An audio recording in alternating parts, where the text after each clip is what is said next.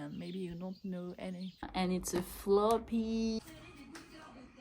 Hey, this is me from the future. I didn't introduce the fact that I'm filming a vlog reading here in Greece, in Celiana, Regrin, the farm in which I'm volunteering.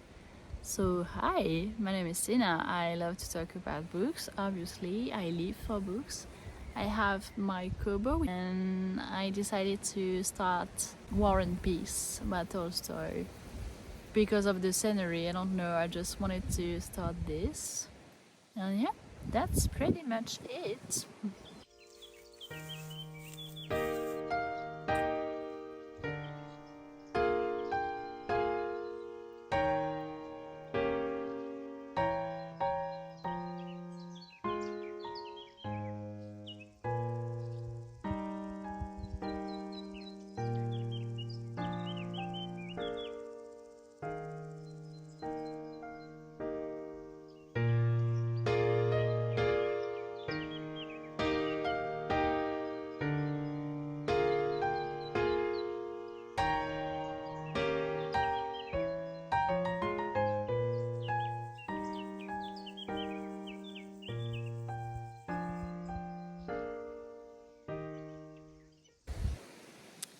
Hey guys, I'm sorry for the wind noise, but I can't just plug my microphone, so it'll have to do it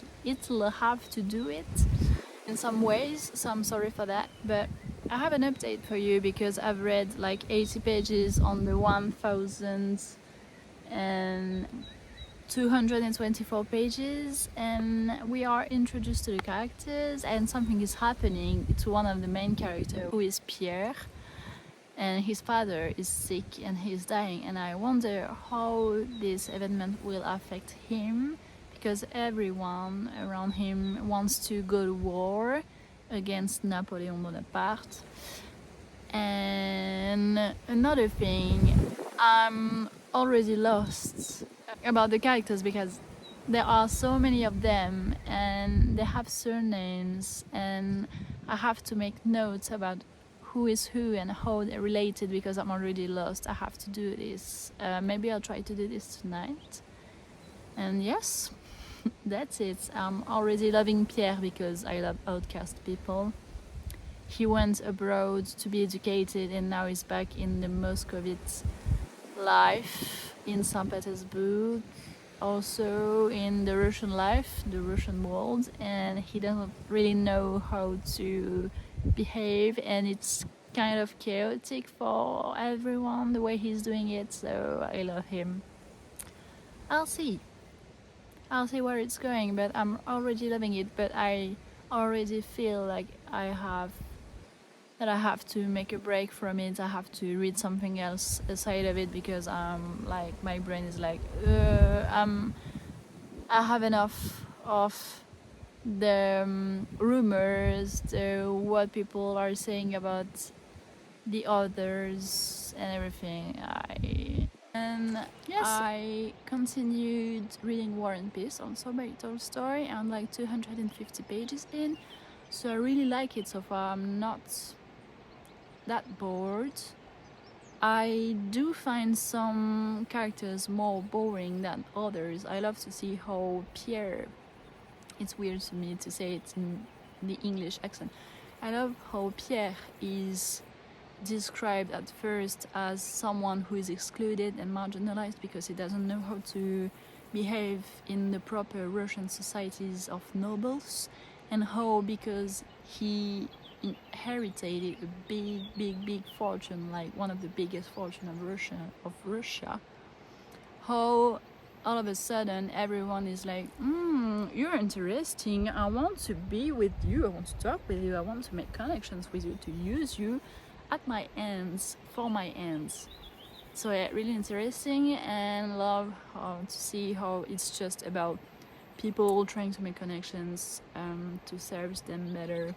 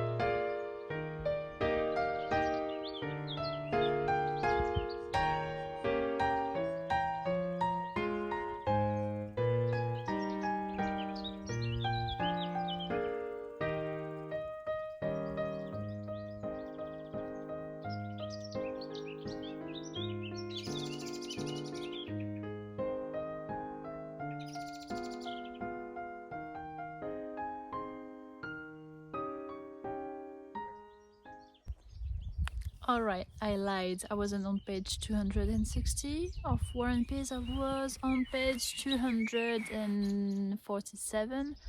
So I managed to read until 270. And I have some watering to do, so I'll just make you an update to you now. It's interesting to see how he's depicting different characters and different stereotypes of characters during war. There is one character which is Rostov, who just wants to die for the emperor. He has a real admiration for the emperor, but he's telling lies of his accomplishments in the field during the battle. And aside of that, there is Prince Andrei, who just wants to be heard on his strategies. He wants to share his point of view of the battles and be heard, and really wants to have his moment of glory, just to I was right and we won, something like that, to simplify everything. And there is also Boris, who just wants to make a career, who wants to make the right connections. And you can really see how it's different for some of them, how some of them are just wandering camp to camp, just doing nothing, and to see how the generals and basically all the people that are above the soldiers are taking decisions for moving into the war, and how it's just like different points of views, how they are battling their different point of views, and how nobody knows what they're doing. And it's a real critic, I think, of war, especially because the emperor, the first time he sees a wounded man, a man dying, is really like, oh, war is horrible, and he just felt sick after that. So yeah, he basically has soldiers ready to fight for him, ready to die for him, and who thinks it's the better way to die, basically. And he's just like the emperor, I mean, he's just like, that's horrible. I don't agree to that. So for now I'm here, which is really interesting. So yeah, just going to do my chores and maybe read a bit more or edit, I don't know.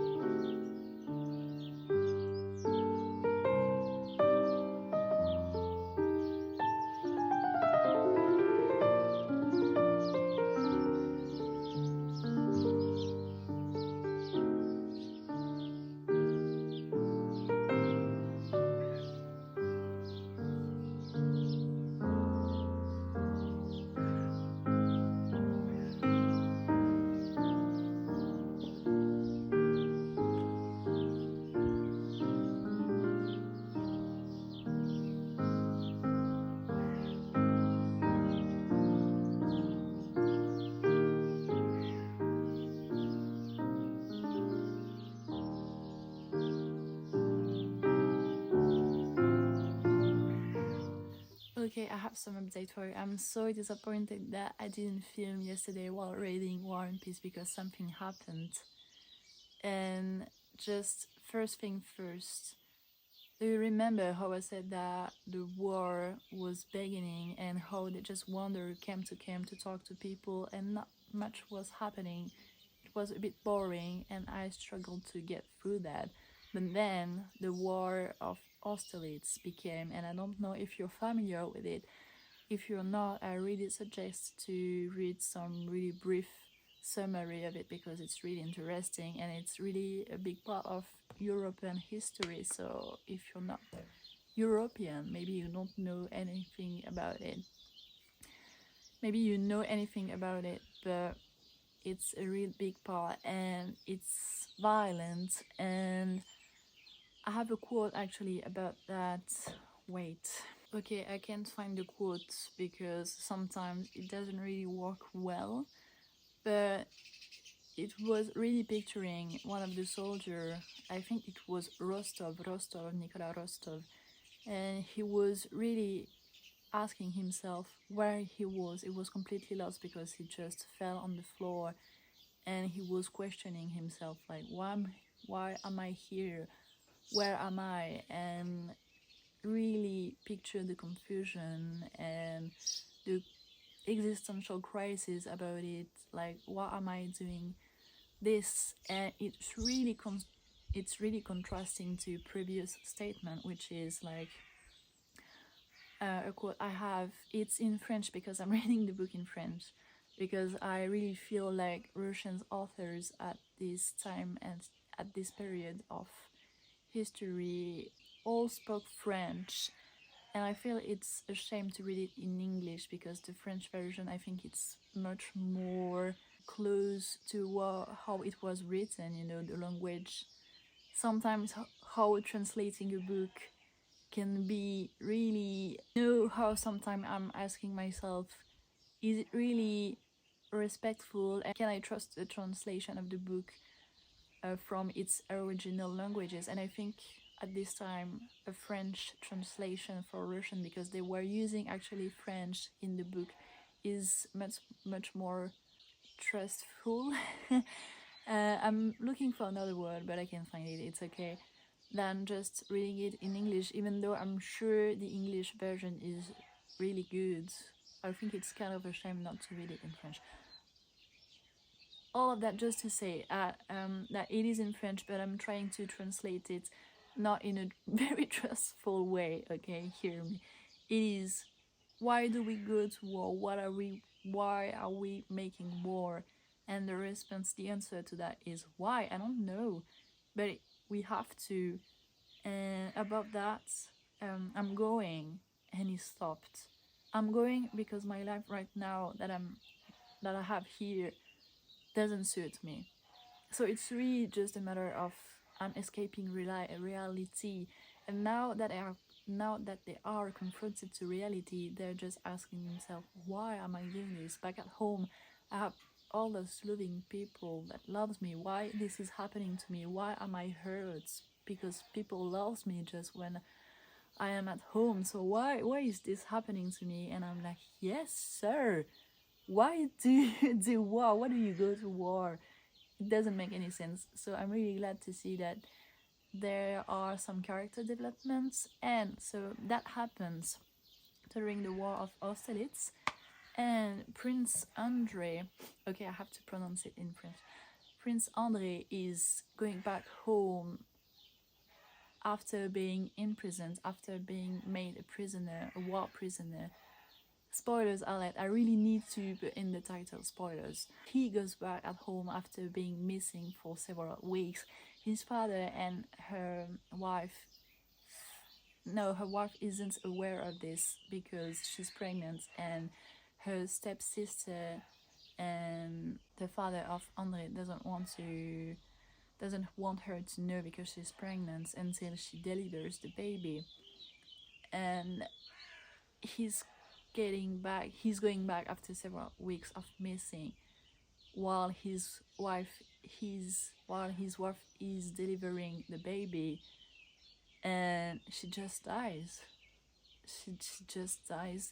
And I was like, no way, he's going back home after having a revelation about God, because he was not really trustful of God. He was not really believing in God, and he was like, okay, I survived and I was made a prisoner in front of Napoleon. And he's just going back home to her dead wife and having a child. So I'm right here now. And it was kind of traumatizing for me. And when I was reading, and that's why I'm so sad I don't have the footage, I was just like, ah. And it's just so casual in the book. It's just like taking 2 sentences and bam, next we move on something else. And I was like, yeah, not aware that it was a common thing in this period of history for a woman to die in childbirth. But still, still it's so sad. So that happened. And now I'm on a part where Nikolai Rostov, it's focusing on him, and he's just gambling and enjoying his life while Sonia declares to him in some kind of way, which is the woman he's in love with, but he's just like, I'm young, I can't find any other woman, and I really want to enjoy my life. And he's the one who was in awe in front of Napoleon, and he really was ready to die for him, and lying about his accomplishment on the war field. And I kind of hate him. Okay, no, I don't hate him, it's a strong word, but I don't like him for now. And we have more news about the marriage situation of Pierre and his wife. They're miserable together, and she's just so mean to him all the time. She said right in front of his face, that she doesn't want children from him. And it's so sad. It's just 300 pages in, and the character development is really, really interesting. Even though sometimes I struggle to just care about rich people, but Tolstoy is making them so complex, and he's just writing so well about them because he was part of the noble society also in Russia, so he really knows his job. So yeah, it's an update for you guys of where I am at War and Peace. Hey guys, it's another day, and just so you know, today I really want to go and see if I can find an edition of War and Peace in French that is in just one book, because there is a poche, which means pocket edition, but it's in 2 volumes, and I really don't want to have 2 different volumes. I really want to have just one and single book. So I'm bringing you along with me today. I'm sorry if I'm checking. I don't have my tripod to film. And I'm back in France, in case you haven't noticed, because you're not familiar with my videos, but previously the footages were taken in Greece, and now I'm back in France. So yeah, I really want to have this edition, and I'll try to read outside as much as possible. So bringing you along with me.